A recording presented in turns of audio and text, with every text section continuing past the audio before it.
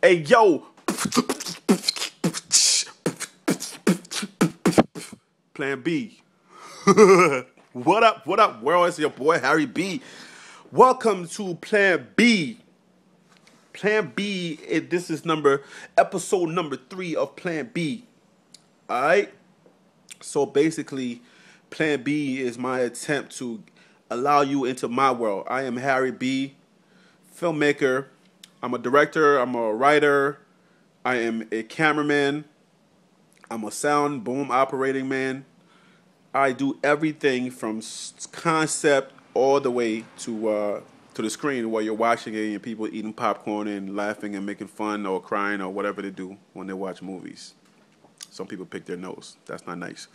Stop that. Anywho, today I really want to talk to you about sound. Okay? I'm going to put a disclaimer before I start with sound. I am not the expert on sound. Okay? I am certified engineer, so you can, I guess some people may say that's an expert, but I'm not really an expert because when I went to sound school, I didn't continue into a studio and do engineering, I pretty much went to sound school, which was Omega Studios. I'll show you the certificate in a second, which Omega Studios, that's a plug for Omega. Y'all better write me a check or something, or shout me out as a filmmaker or something. Omega Recording Studios in Rockville, Maryland. You can say it's DC or whatever. But it's a very prestigious school. I went there. There's a lot of great engineers that came out of that school. I'm in good company. But I'm not a sound expert, because if I primarily worked in sound and I know a lot about sound, then I probably could give you I can say I'm the expert, listen to everything I'm saying. But I'll say some practical things that will probably help you in your sound, because I do films and I have to record sound. I am a boom operator and I do edit sound. Like you see my screen today is a little different. It's usually a camera, but today I have some sound stuff up there from Soundtrack Pro. So I do edit sound. So I'm starting to learn a little bit more about sound and how it's treated on the film. So today I'm going to tell you about that. But now, before I do that, let's get into my credentials. So at least you can trust me just a little bit, because I know a little bit about what I'm talking. Okay? So here are my credentials. I'm going to show you my certificate. So you see here, right? It says Omega Studios right there. The Omega Studios School of Applied Recording Arts and Sciences. This is certified that Harry B. Sandel Jr., having successfully completed the amount of time for recording engineer and studio techniques on June 20th, 2005. Blah, blah, blah, blah. You know what that is. That's my credentials. So I know just a little bit about sound. Just a little bit. Enough to kind of give you a little bit of advice on what to do. Now, before I go into it, 70% of your film that you're gonna make is gonna be sound. Sound is very important. I don't care how great your picture is or how awesome the shot that you got, that great dolly shot that you just planned forever and you finally got it. I don't care how great that dolly shot is. If you have audio on that dolly shot, if you have any type of dialogue that you're gonna record on that dolly shot, if you're using the camera sound, first of all, you should never, in a professional environment, use camera sound. Never, ever, ever, ever, ever. I will spray sugar water on your left toe if you do that. Stop doing that nonsense. Don't ever use camera sound. That's not professional, okay? You won't get a great sound. But listen, it doesn't matter how great that shot was. If the sound is crappy, if it's terrible, you're basically doing that shot for nothing, okay?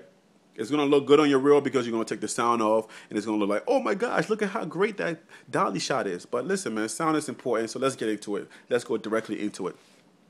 I got a few toys today, so I'm very grateful about the toy that I bought today. What do I use for sound? This is what I use for sound, to record. Well, I used to. This right here is called the Zoom H4n recorder. Okay, it's a nice little portable recorder. It uses AA batteries. It has microphones up here that you can use, or you can plug your own microphones into it. Right here is a mic that I have plugged into it just for the demonstration that I'm about to show you. No, I'm not going to demonstrate. I'm just showing you, props or whatever. I'm not going to record no sound.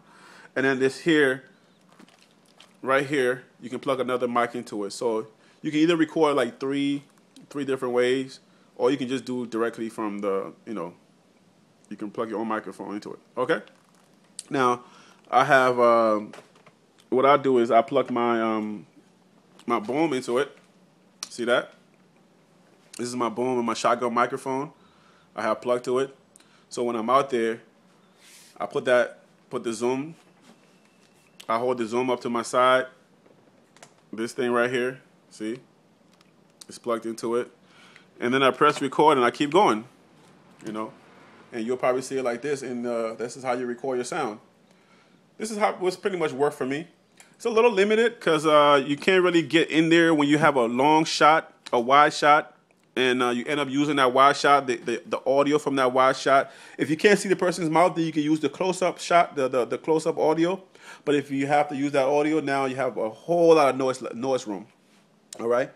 So I would say the best thing to do is to get a wireless microphone and mic each person.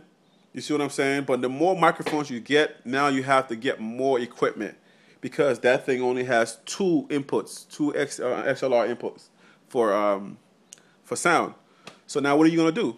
You need more equipment. And it's been a blessing that these videos are pretty much getting some traction. People are getting to know me, and they're calling me, they're emailing me and stuff like that, letting me know they want to work with me. So now, things are picking up. Not as much as I would like, but they're picking up just a little bit. So now I went out and I got some new equipment, and I'll show you what I have. What I just bought. This thing right here. This is called the Zoom R16, and it records 8 tracks. So now, coupled with that Zoom H4n and the R16, that's 2 tracks plus 8. That's 10 tracks that I can record. You see what I'm saying? So now we're moving up a little bit. I don't have all the microphones yet. I'm gonna get them later, but that's 10 people that I can effectively mic with little lavalier microphones.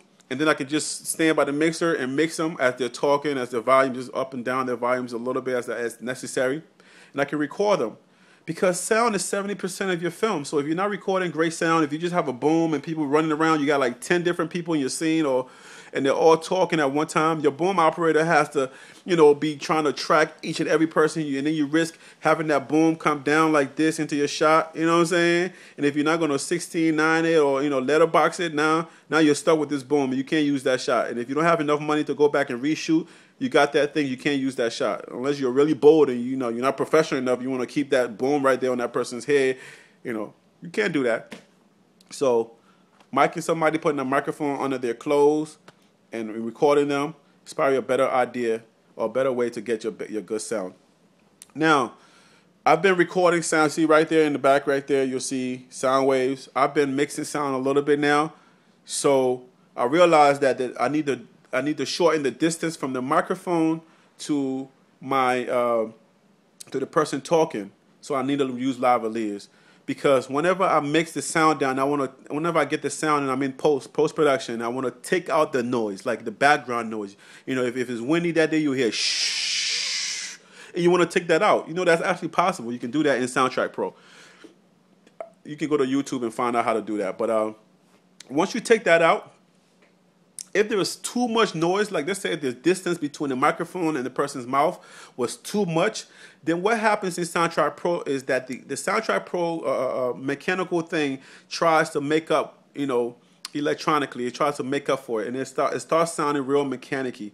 It sounds like my name is. It starts sounding like that. So the shorter that room, that maybe 3 inches from the person's mouth to the mic, the shorter that distance, the better the sound will sound. And when you start to take out the noise, there won't be so much mechanical sound that you'll hear. So that's why you get better equipment. You get the mixer like the R16, so that you can mic more people, so that you don't have to depend just solely on the boom mic. You see what I'm saying? So that's what I wanted to talk to you about today. I am a filmmaker for hire. Go to sandopictures.com. Call me. Let's work. Let's make your film. Okay? Hire me. Thank you.